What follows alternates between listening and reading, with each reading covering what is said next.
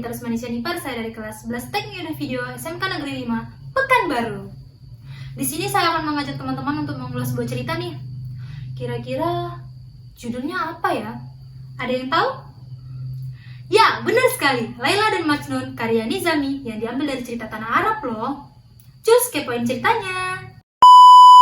Jadi teman-teman, cerita cinta kali ini adalah seorang lelaki yang bernama Kais yang mencintai seorang perempuan yang bernama Laila.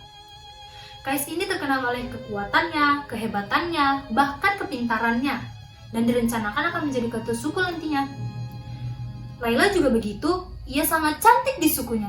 Mereka berdua adalah anak ketua suku yang berbeda. Loh, kok judulnya Laila dan Majnun? Kenapa nggak Laila dan Kais? Jadi teman-teman, Majnun adalah julukan yang diberikan kepada Kais, yang berarti gila karena cinta.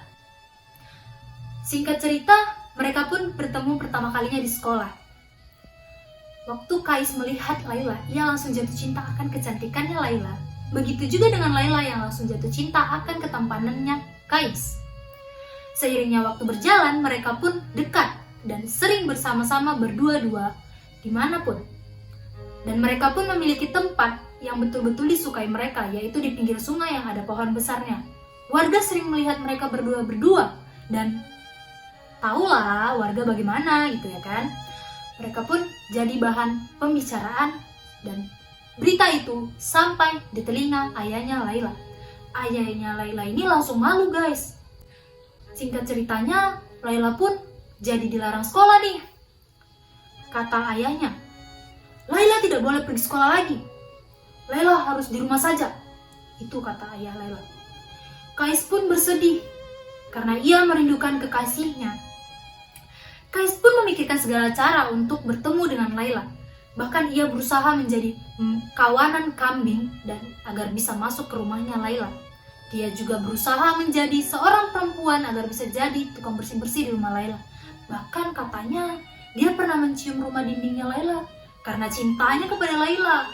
Disitulah ia dijuluki Majnun yang gila karena cinta. Karena ayah Laila terlalu melihat Laila dan memperhatikan setiap gerak-geriknya Laila, ia dilema, galau, dan ayahnya Laila ini memisahkan mereka dengan cara membawa Laila pindah dari tempat ini. Mereka pindah kemana-mana saja sampai tibalah saatnya ayahnya berpikir untuk menikahkan Laila dengan lelaki yang sangat kaya. Berjalannya pernikahan itu, Laila pun mengikuti alur pernikahannya. Sehingga suatu hari, suaminya meninggal.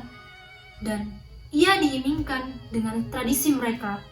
Ia tidak boleh berbahagia dan bahkan ia tidak boleh menemui orang baru dan mencintai siapapun selama 2 tahun lamanya. Laila pun galau dan marah sedih. Ia berkata, bagaimana aku bisa? Sebegitu lamanya lagi aku harus menunggu 2 tahun setelah aku mendapatkan kesengsaraan ini. Ia pun jatuh sakit dan ia berkata kepada ibunya. Begini katanya, Ibu, ketika aku sudah meninggal, berikan aku pakaian pengantin yang sangat cantik. Laila pun meninggal. Berita meninggalnya Laila sampai ke telinganya Majnun. Majnun pun bersedih. Ia pun berusaha untuk pergi ke pemakamannya, namun ia pingsan di pertengah perjalanan. Ia pun tersadar lagi, ia berusaha berlari dengan tangis yang sangat keras, dan ia sampai di kuburannya Laila dengan tersungkur, menyeret tubuhnya untuk memeluk pemakamannya Laila. Ia menangis, ia menyesali, ia bercerita di situ, sehingga ia pun meninggal di kuburannya Laila. Katanya kuburannya Laila dan Majnun dikuburkan dengan sampingan. Jadi teman-teman, dari cerita ini, kita bisa menyimpulkan bahwa cinta itu tidak buruk. Cinta yang tulus itu seperti Majnun. Mau seburuk apapun kita, mau sejauh apapun cara kita dengannya, ia tetap cinta. Itu yang namanya tulus. Cinta itu adalah sayang. Sayang itu tulus. Jadi teman-teman, cintailah seseorang yang memang betul-betul kamu mencintainya. Dan sayangi seseorang yang betul-betul kamu sayangi. Kamu tidak perlu memiliki pasangan harus mencintai seseorang. Kamu bisa mencintai kedua orang tuamu. Dan tuh bagian yang beda agama, di skip aja tuh. Kan gak bisa. Mau setulus apapun gak akan bisa. Oke, sampai sini cerita saya. See you, bye-bye.